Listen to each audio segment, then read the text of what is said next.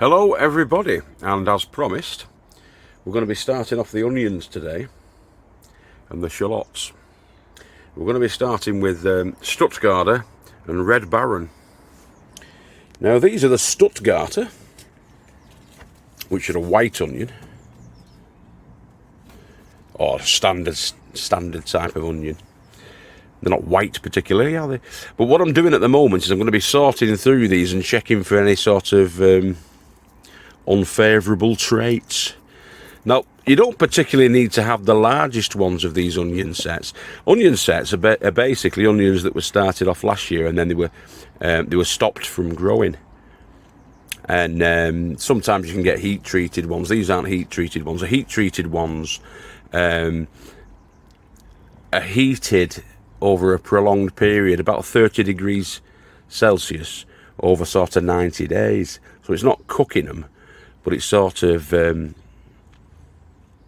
whole idea is it prevents the sort of a stem, the flower stem. It sort of kills off that flower stem so they don't go to seed, what they call seed, which is shoot up the flower stem. Because the idea of growing onions is you don't want flowers from them. You can get pretty allium flowers, but you don't want the flowers really. For our purposes today, we want to eat them. So I'm going to be sorting through all of those and picking out the favourable ones, the ones that aren't marked and are of a decent size, but not the massive ones. You don't want any really big ones, because the bigger they are, the more further along they are, and the more chance there is of bolting this season. So you don't actually get a full fat onion. You get a nice flower instead. But we'll crack on with that. We'll sort through all of these and I'll pick the ones that I favour. There's the first ladybug I've seen this season. Pretty, innit? Okay, so those are the 36 first string choices, all paired up together. I was a bit disappointed really in the quality that we got this year out of these Stuttgarter. Like I say, I've never really grown them before, but these ones are all the ones that I've actually discarded. Not because, well, about 60% of the time it's because they've got blemishes or whatever, but there's a lot of small, runty, deformed ones, which I know sounds a bit cruel, but there you go. So I've got those 36, and I've also got the second string ones in there, and there's about 42 in there. So yeah, altogether we've close to 80 that we're going to be used as viable onions, and we're going to crack on with. So what I've been favouring is the shape really. If it's a good, decently round onion shape, no blemishes, that's what I've been favouring for my first string. And for the other ones, they're similar traits, but you know, they're a decent, healthy looking onion, but they're not the rounded shape that I like. I sound like a flaming eugenicist there, don't I? I'm not. Anyway, back to the plot. Okay, folks, next up we've got the Red Barons. So I'm going to be doing the same process with those. I'm going to be selecting my faves, and then my second string, and then the other ones we're going to give them away, whatever's left.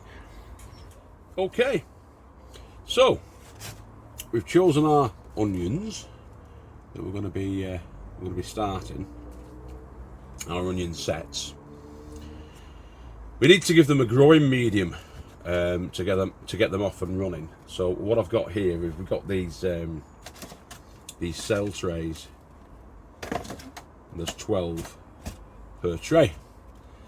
Now I'm going to get the compost into there, but it's going to be a mix of the compost and which is just a bog standard compost with, if I can find it. Oh, there's a second. This stuff, which is fine vermiculite. And what that does is get a bit of air into the soil and get the mix a little bit finer, so that the little fine roots coming out the base of the onion can seek out the moisture and grow and get themselves established. The whole idea of doing them in trays like this is to get the root system going and get the shoots up, and then they'll be ready then for planting out later down the line in about a month or so's time. But as I say, at this stage we're just going to get the mix right.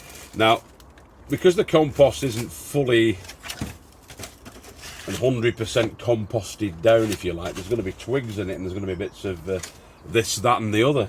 So I'll just see if I can get some. I'll show you an example.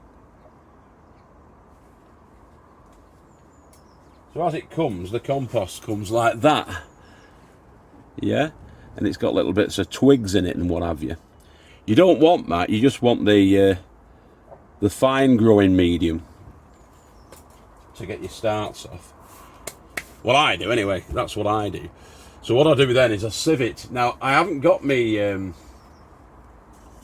1 centimetre sieve. That's probably about a about a 5mm sieve, which is the sort of square holes, the 5mm square. Excuse me. So that's going to take a bit of sieving. So basically all I'm going to be doing there is I'm going to be getting a handful or two of the compost mix, and then riddling it through like this to get rid of all the big lumps, and only anything that's less than 5mm square is going to get through the pick up any big lumps and bumps. But that sort of sieves it, literally sieves it down and gets it to a finer consistency. Once I've done that about 10 times, I'll have enough there to fill in our seed trays, our cells. Okay, so I'll just pause you there. See all the lumps and bumps? There's lots in there, isn't there? Lots of lumps and bumps. They don't go to waste. I'll show you what we do with those later on. But we've got our fine consistency now, so this is a nice loose crumbly mix, and into that I'm going to put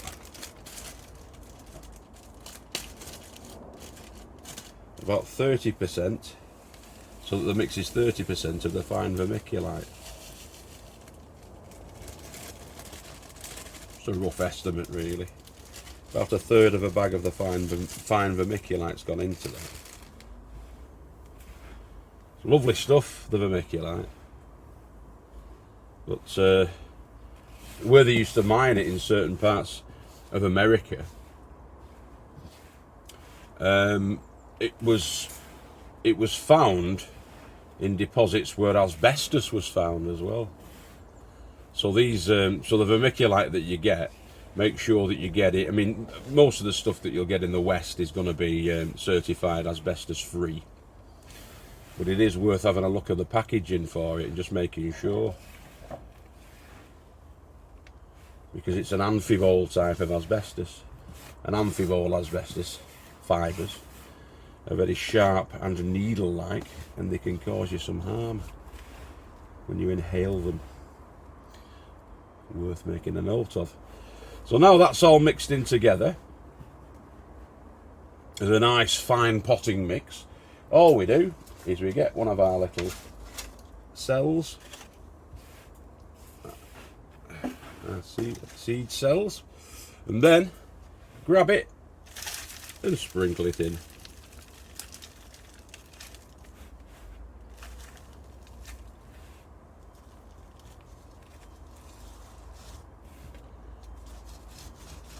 Give it a bit of a tap down so it gets in all the nooks and crannies. You want these cell trays to be filled up with your roots. You want the roots in there. Okay. Now once I've done that like that, all I'm going to do is I'm just going to put it to one side and then do the others. Okay.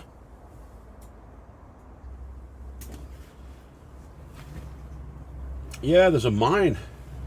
In fact, there's a town over in America, in Montana, called Libby, Montana, and they've got quite a few cases of a disease called mesothelioma, which is a specific cancer that affects the membrane or the mesothelium of your lungs, and yeah, that was down to the vermiculite ore containing Amphibole asbestos. Apparently, there is a video online by Vice. Tell you all about it. Anyway, I don't want to bore you to tears with that, do I? But it's just worthwhile noting that, because obviously you don't want to get your vermiculite online and not knowing where it's come from and having the potential to have asbestos fibres in it, boys and girls. Anyway, end of health lecture for today. I'm going to carry on and fill up all of those now. Alright, now all we need to do now is to put our little bulbs, our little sets, into their cells. Just having a coffee. I'm going to do all the Stuttgarters here first, and then probably leave it at that, because I've shown you the principles, haven't I? So that goes in, and it goes in just below the shoulder. All I do is I push them in to the middles, just below the shoulder. So just the snout sticking out, if you like. Get the snout sticking out.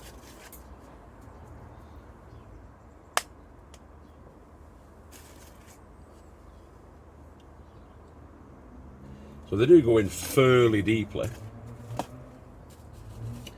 but only sort of the depth of the shoulder. So on your average little bulb, they're going in about 3/4 of an inch. And that's so when the roots go, you want the fine mix so that the roots can freely work their way through the mixture. Otherwise they'll be hitting big lumps and pushing themselves out of the ground, which you don't want. You want them to be nicely seated, spread the wings, fill up the trays within a couple of weeks, and be ready then for planting on, planting out.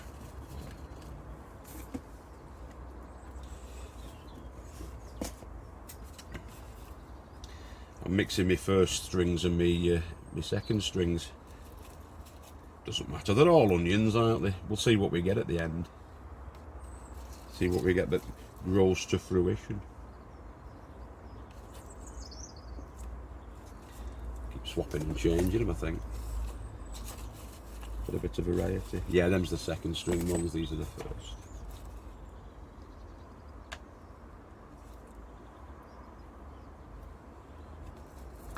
And that's all you do. So I'll carry on with that.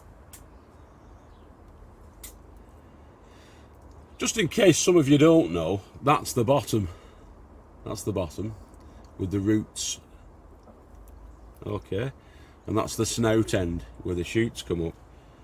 So the mix is not particularly compacted, but it is a firm mix of a loose tilth, if you like, a fine tilth. So once they're in there, they get a decent purchase. The roots can easily work their way through the fineness of the growing medium, but they won't be pushing themselves out. Basically, that's what you want. So carry on with that. Yeah, just the snouts really sticking out. I'm just going to put the vermiculite over the top, which assists in preventing the stems from dampening off or getting basal rot. You will notice from time to time when you're doing stuff like this that you get the sort of a green algae type of thing growing on top of your compost. But a bit of a sprinkling of this prevents that. Or certainly assists in preventing that. We're not quite finished with all the process. I'll show you the next step. Okay, now let's look at the next step. And this is a crucial step. So the onion cells, or the sets within the cells, within the growing medium, the start medium, are then put into a watering tray, as you can see. Now that's had about 1 inch of water in the base. What will happen then is all the moisture or the water will be drawn up through the tiny hole in the bottom of each one of those cells. Via capillary action or wicking action, it'll dampen off all the compost within the cells, and then you've got a reservoir, if you like, of moisture for the roots to seek out. So the roots will seek that out. You don't want to overly saturate it though, so I'm going to leave that in, and then afterwards I'm not going to water them again until all the roots are through. They'll be transferred into that dry tray, and so they'll be taken out of the water, put in the dry tray, and then just left to their own devices really then. Check on them from time to time. If you do get any hot weather at this time of year, which is unlikely, but if you do, then they may start to dry out, so they will need to be addressed again with the water. But yeah, that's all you do. And there they all are, labelled. I put the date on the back of them, 18th of the 2nd, 21. Yeah, leave them to it. Okay, boys and girls, keep growing with your heads down, as it says up there. And if I don't see you through the week, I'll see you through the window. I've been Guru Mafinda, signing out. And remember, we love you all. Take care of yourselves and each other. Bye-bye now, guys.